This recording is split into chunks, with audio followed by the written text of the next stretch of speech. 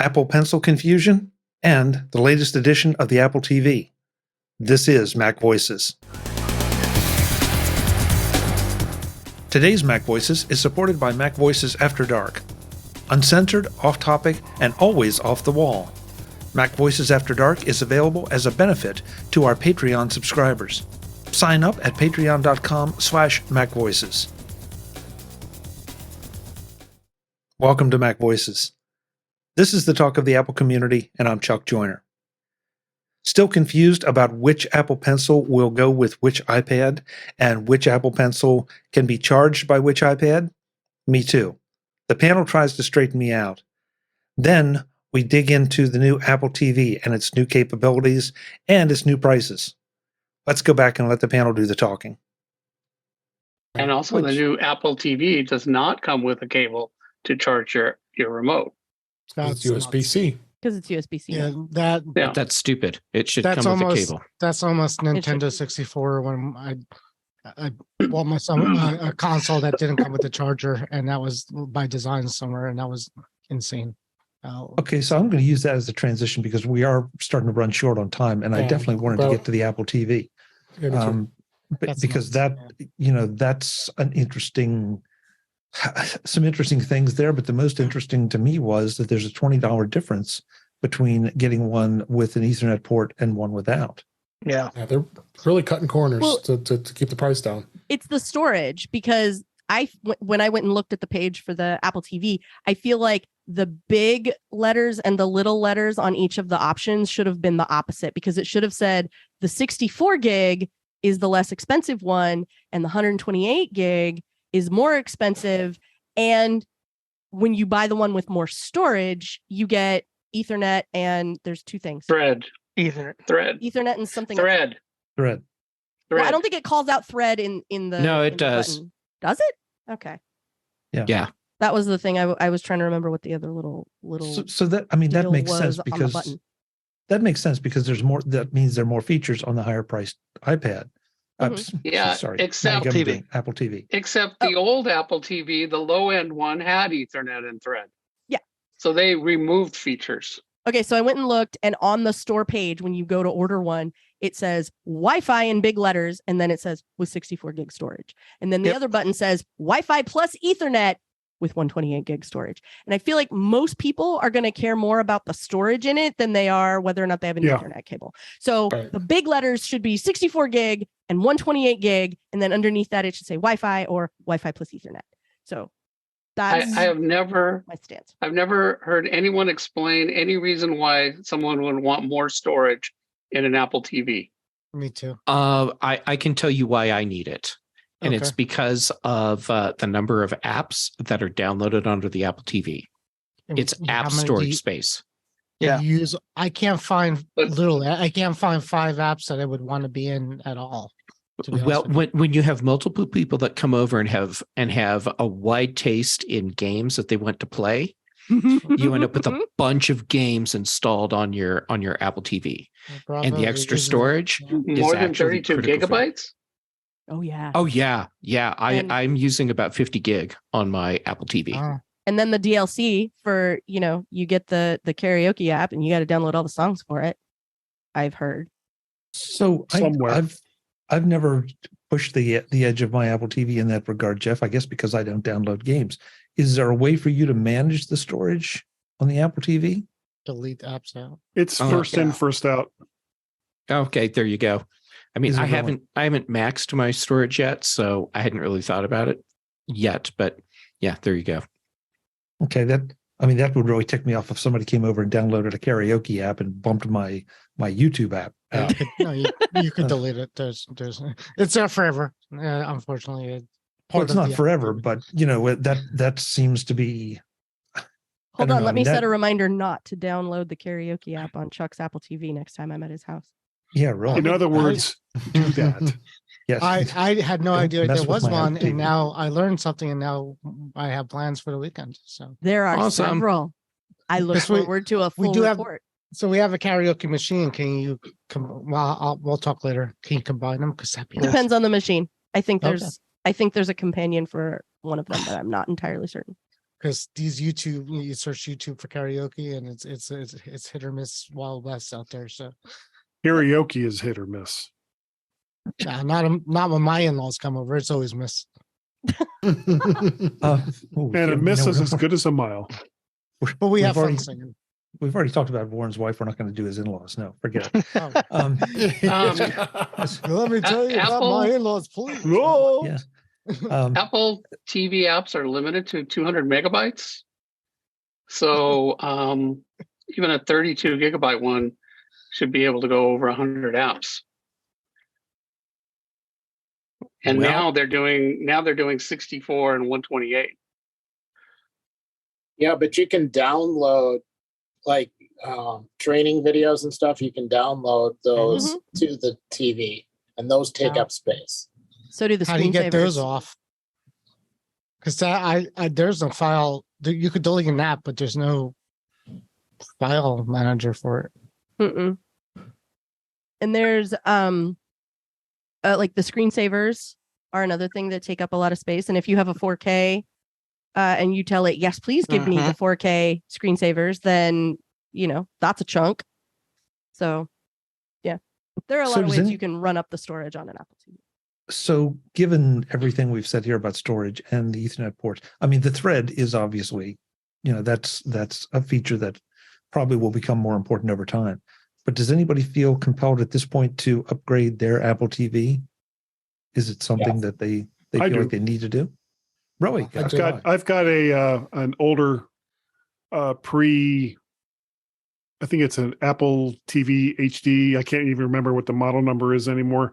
Probably 4 to 5 years old, and I'll probably switch out the one that I have in the bedroom with the first gen Apple 4K I have downstairs, and give myself on the big screen, big TV screen, a new one. And I would get the one with more storage and thread and Ethernet, because I have a router that's like right there by the TV set. Because sometimes when my kids come home, my son Peter will invite all of his friends that still live in the area, and they'll be up until 2 a.m. playing various video games. So they'll just they'll bring their consoles over and just hook up their consoles right to the router. So there's a router there. Last week, Amazon was selling the 4Ks for $109. Yeah, I bought it during And Prime. and I bought one. And then today I'm like, oh well. But now I'm thinking like, oh, that I'm pretty happy with that. It's still $20 cheaper. It's still a great little machine. It's got Ethernet and thread. And I don't even have a 4K TV, so The remote's not a big deal. I never use my remote. I always use my phone. Always. So the no charger for a remote would be. I'm pretty sure my remote now doesn't even have a charge because I haven't touched it For yet. anybody who doesn't have a new Apple TV remote, it might be worth upgrading just to get that, because it's so much better. Number one. Number two, How could it be phone works worse? Great, though. The I- phone well, app, I- I think that works too. Great. you know what? You can buy the remote, and B, I have the old remote and I use it every day and it's fine. I just bought like a $6 silicone case, which thickens it up enough and also makes it asymmetrical.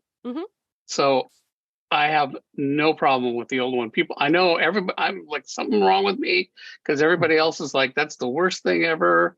And I'm like, I don't have a problem with it. It's fine. I use it all the time. I think before I got that silicone cover, I would always pick it up backwards and stuff like that. That's the problem. Yeah, well- But once I got the silicone cover, the cover doesn't cover the part with the touch, so it's instantly obvious. That made and mine suck less. Also, mine glows in the dark, which is You know what the super duper biggest thing handy. they did with the new one was they made it thinner and fanless, because I was sick of carrying my Apple TV on my shoulder, and I'm glad it's thinner. I thought you meant the remote for a minute, and I was like, No, See, that would have been funny. That'd be funny, yeah. No, the new Apple. That was a story. Did you see the story? The story says the new Apple TV is 20% thinner. It's on Mac Rumors. It weighs half as much too. Yeah. Yeah, It's like, lighter. How which I'm not sure is good. The thing could be that my Apple TV could be 5 times the size, and I wouldn't even know or But care. this is the same thing with like the Unless you bring it to a 27-inch hotel. iMacs. Yeah. We made the iMac so much thinner that you could slice cheese with it. It's like it's a desktop computer. Who cares? Well, you move that. You do move that a little bit more. Yeah, you might move that a little bit more. People do make sticks that plug into HDMI ports, which that could be kind of cool if they went to that point. I have a Roku. Why isn't Apple in the stick game? This is the thing that I've wondered about the Apple TV forever. I got a $50 Roku right here. $50 Roku HD. Yeah. And it's HD. It's 4K actually, and it's tiny and. I got a screaming deal on a Roku stick, a 4K Roku stick. Me too. It's like 40 something bucks. Yeah, I got like a $25 Amazon Fire TV 4K stick because I need to keep up on technology. So I needed one for science, right? Science. And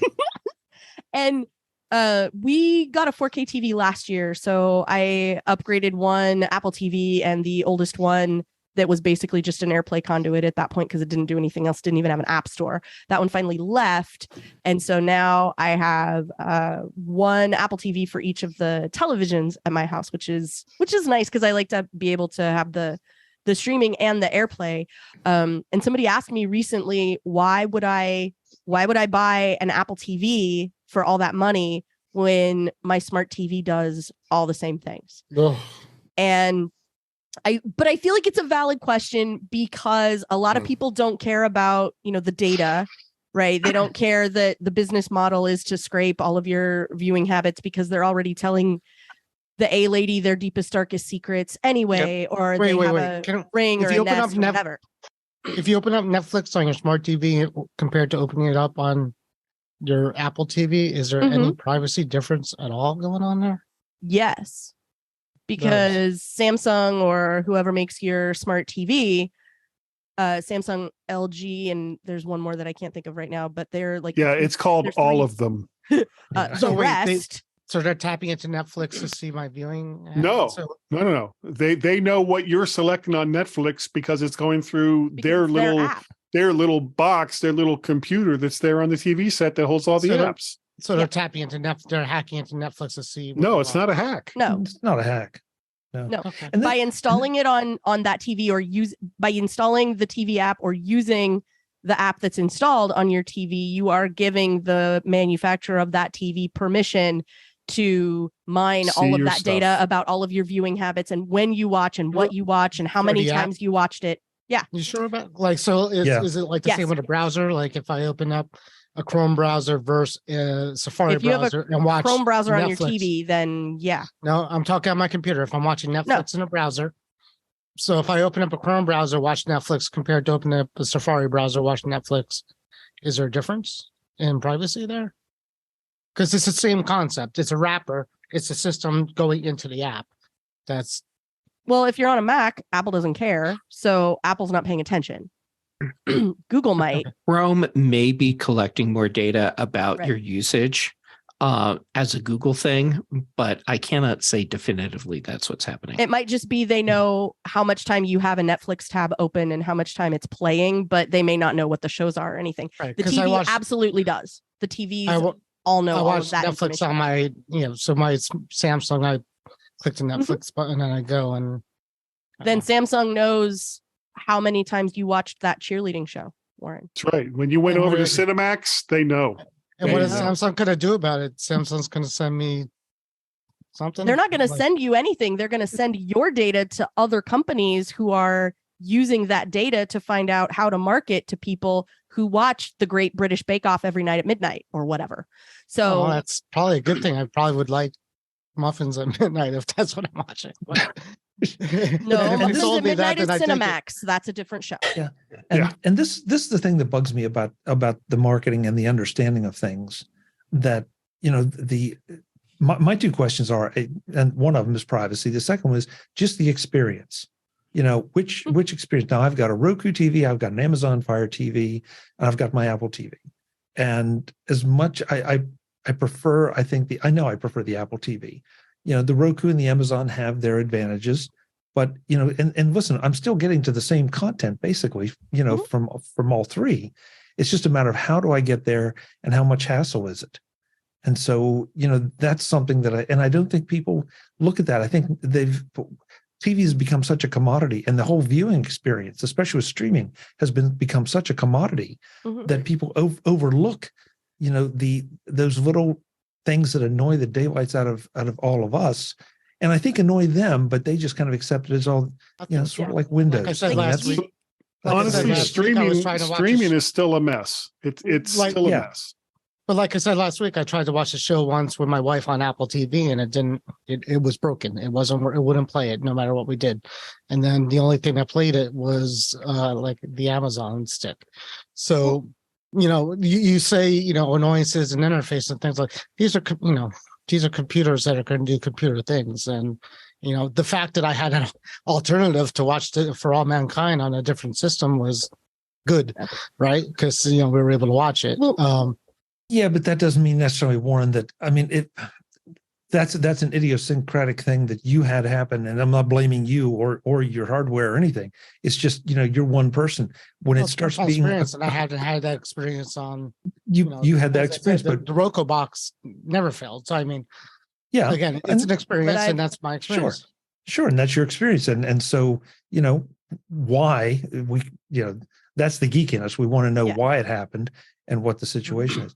Dave, I'm going to give you the final word on this, and then we're going to get out of here because we're well over time. I agree with you on the fact that the Apple TV has a better experience out of all the things. I have Roku, I have the Fire Stick, I have Google TV. I've tried it all, and I think Apple TV has got the best comment. I wanted to go back to just real quick about the pricing. Apple TV has always been very high priced. We always started at $149, $179, $199. So Apple tend to have priced themselves out of the market for a long time when they had these devices, and people were like, okay, I can get a $30 Roku. So there's one of the things that I think that they've become this advantage now. They've now put the price at a lower price of $129 for that 64 gig. I think that's a good point where it's going to fit nicely with people who are buying that. I think they got enticed people with Amazon. All those shops were selling the 2021 model for $109, cheapest you ever found in Apple TV. So I'm very happy to see that Apple's done this, because I think the pricing was always a bit of a challenge for anybody because even when I try to sell it to my family, I said, hey, you want to get Apple TV? Oh, yeah, it's $149. You got to buy it. Nah, I can buy a Roku for $40 or $50. I'm fine with that. So I'm thinking I'm seeing this decision of the pricing changes, and then Apple decided to cut the corners. If you want more capacity, then you pay extra $20, so you get the 128 and get the Ethernet. So this edition of Mac Voices is supported by our Patreon subscribers and Mac Voices After Dark. Ever wonder what happens before the Mac Voices live shows, or what happens when the show ends, or after the live feed closes? That's where Mac Voices After Dark comes in. If you are a Patreon supporter at any level, you get access to the video of our off-camera conversations. Uncensored, unedited, and always off the wall. It's a small thank you to our Patreon supporters who want to peek behind the curtain. Become a Patreon subscriber at patreon.com/MacVoices. And thanks to everyone who supports the show. Yeah.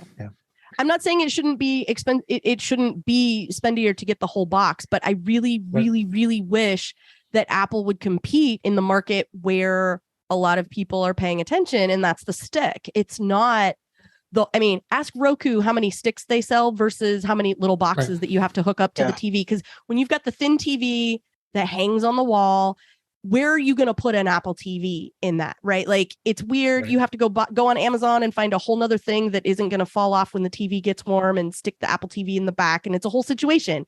Instead of having a whole situation, why don't you just right in the side of the TV and move on with your life? The stick and the remote can be the same size. My Roku stick is the same size as the Roku remote. It would be fine. And you could still give me that great experience, maybe a little less storage, so I can't play so many games. There's no karaoke app on my Apple TV stick, but I know that I'm getting all the, maybe, but I have the whole one in the closet behind me. So it's totally fine. But because Apple can't sell two devices that are the same category, that one doesn't do what the other one could do. There's no stick at all. And like, if Apple really wants to compete for the acreage in streaming, in that streaming market, like, They would have make to it come out. make it a $60 or $80 stick, but make It it would be stick. a new OS. They wouldn't need to write an OS for it because it can't be tvOS because it Yeah, it wouldn't can. do tvOS stuff. Sure Did could. your stick Not have if it doesn't Ethernet, have Kelly? storage. It can't. Most of it can't. It does for $20 more, Chuck. Yeah, see, this is where we get into it, and then we're going to wrap this up because I tried to give the final word and it didn't happen. So I tried. yeah, I know, David. Thank you. But this is what drives me crazy. You, Kelly, and nobody else are comparing apples to apples to apples. It's like, it's stick. Well, but for $20 more, I can get Ethernet, and then for a little more, I can get this, and then for $20 more, I can get Thread. I was joking about I know. Ethernet. There should not be Thread. There should not be Ethernet. But where most people are competing, the decision that they're making, Apple never comes into that conversation. It's, do I buy the $40 Amazon thingy or do I buy the $40 Roku thingy? Because I want a little tiny thing that I poke into the side of my TV. The end. I don't want a whole box that I have to figure out what to do with. I don't need it to have Ethernet. Just in the side, move on with your day. And most people are making that decision based on Amazon's is $25 right now instead of the $45 for the Roku. So I'm buying a Fire TV, or the Fire TV for once is not on sale. The Roku's $25. I'm buying one of those. Chuck, you say they add this, add that, but I mean, they took away did they take away Homebridge or something? It can't be a hub anymore.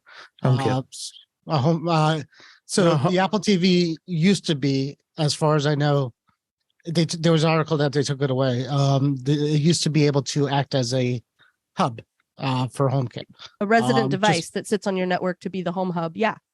So that was it, and an iPad, if I'm correct, and a HomePod were the three things that could act as a hub for HomeKit devices, so you could see your stuff when you're not home, which is good. Which is why I had the Apple TV in the first place, actually, at the beach house, so I could have a hub there. But they took that away too, right? I think the new ones, they started to take that away too. So I mean, the point is they're really missing opportunities with all this power on this device. I would have a million of them if they were functioning like hubs for smart home. But Amazon started putting mesh routers in one of their things this week. Right? One of their devices, I think it was they put Euros in one of their home devices, smart devices. Extenders. In some of the Euros. Yeah. So, I mean, to make a HomePod Mini or an Apple TV with a mesh radio in there and could do... The HomePod Mini has that. It's a Thread device.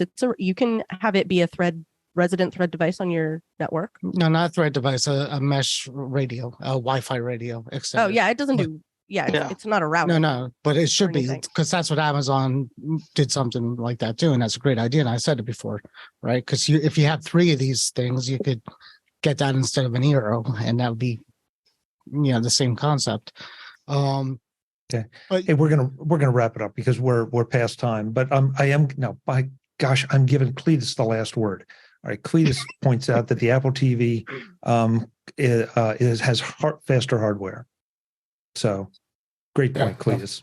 Yes, nobody say nothing. we're out of here. Let's go around the room, let folks know where they can find you, and we'll go from there. This time, we'll start in the corner of the Angels with David Ginsburg. David, where can we find you?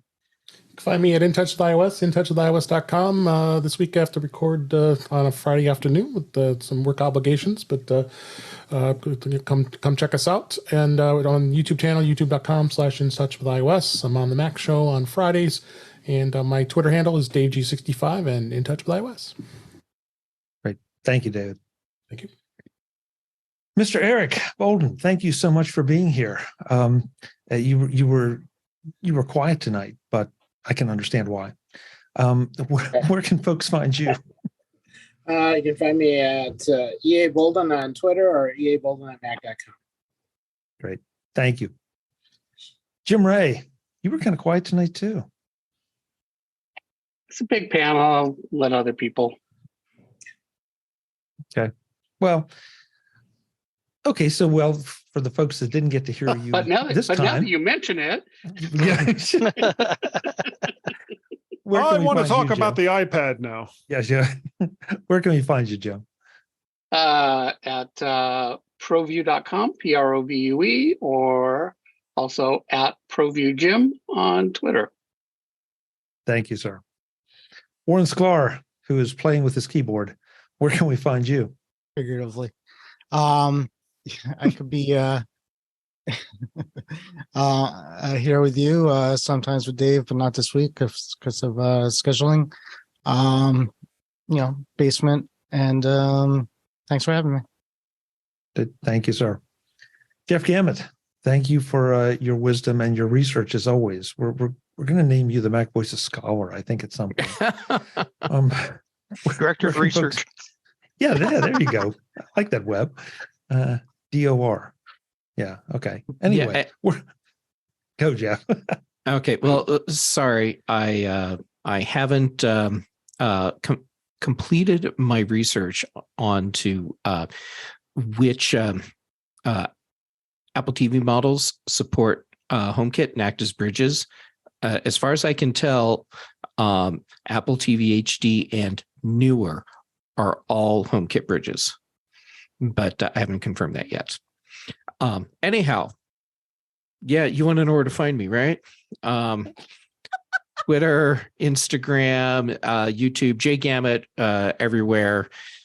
Here on most Tuesdays, most Thursdays on In Touch with iOS with Dave and Warren, and then Thursdays on the Big Show, Fridays on the Mac Show, and then on the Context Machine, because Brandon Chaffin and I apparently can't get enough of each other. I didn't need to know that. Oh, but you did. I do now. Guy Serle, thank you for being here. You and your cheap mic. What's the my best cheap place mic? to find you? It's still here. You can find me over at the mymac.com podcast that I do with Gazmaz, as I have for the last 12 or 13 years. There's Guy's Daily Drive, where I drive to work in my car and talk about stuff live casting in my car. Yeah, I don't quite get it either. You can also find me on the Twitters. I am MacParrot or VertShark. VertShark.com is the website. What else? Yeah, that'll do it. I think that's good enough. Okay, well, that'll get them started, right? Yeah, and then work your way through there from there. All right. Thanks for being here, Guy. Thank you. Ms. Guimont, where can folks find you? You can find me at my new website, derailingchuckjoyner.com. I thought Jeff had that domain. No, Jeff's is 321underpants.com. Oh, .com. .com. .org. .org, because really it's a service. It is. It really is. Yeah, you can apparently also find him at underpantsasaservice.com. We're after dark now, right? Oh, not yet. Not yet. Well, that's awkward. You can find me. Sometimes you can find me here when I'm not having to mute and cough my fool head off. The rest of the time, you can find me over at The Incomparable, where I host a show called Greetings from the Uncanny Valley about Westworld with Don Melton. And you can also find me over there on I Want My MCU TV, where Don, Lisa Schmeiser, Nathan Alderman and myself talk about the latest Marvel Cinematic Universe entertainment unit from Disney Plus. Sometimes if I'm looking at my screen and trying to procrastinate something else, then you can find me on Twitter as Verso, sometimes on Instagram, which is the thing I still sometimes do. Mostly you can find me on Glass, where I'm trying to post more things. And the rest of the time, I'm probably trying to do everything in my power to keep Chuck off topic. I'm Chuck Joyner, and I have a variety of websites, but I can't describe them because they apply to certain members of the panel. Webb Bixby. Webb, you didn't get a word in edgewise tonight. I'm sorry, but that's okay. Time. That's okay. Next time we'll do a feature with you. How's that? Oh, no, you won't. I'll get a note from my mom. You won't do that. So anyway, no, you can find me at Facebook, Webb Bixby, Twitter, Webb Bixby, one word, Facebook, Webb Bixby, 2 words. And that's about it. Thank you, Webb. You said keep it short. I did. So. Yeah, I appreciate it. Hey, and so next week it will be Mac Voices Live Tuesday nights featuring Web Bixby. Yeah, right. Yeah. Folks, I'm Chuck Joyner. This is, yeah, right. Me neither, actually. This is Mac Voices Live. We do this Tuesday nights, 8 p.m. Eastern, 5 p.m. Pacific. We'd love to have you join us, as some of the folks did in the chat room, and I really appreciate them being here every week. It's always a blast. I think this week they were a little quiet, but I just think they couldn't believe their eyes and ears is what really happened here. It was a little nuts. Yeah, a little bit. You're welcome. Yeah. With that, I'm Chuck Joyner. This is Mac Voices Live. We'll see you next week. Thanks for watching. Visit MacVoices.com for show notes and to connect with Chuck on social media. Get involved in our Facebook group or like our Facebook page, and get more out of your Apple tech with Mac Voices Magazine, free on Flipboard and on the web. And if you find value in it all, consider supporting us through either our Patreon campaign at patreon.com/MacVoices or by making a one-time donation via the PayPal link on our front page and in the show notes of each episode. You will join these fine people who help bring you Mac Voices.